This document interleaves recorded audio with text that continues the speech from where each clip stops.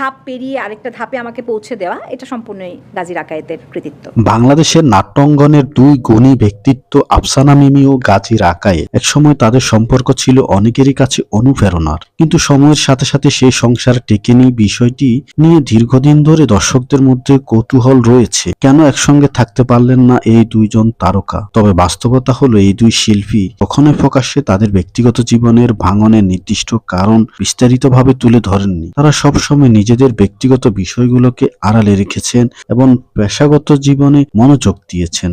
ধারণা করা হয় ব্যস্ত ক্যারিয়ার, কাজের চাপ, ব্যক্তিগত মতপার্থক্য এসব কারণ অনেক সময় সম্পর্কের উপর প্রভাব ফেলে।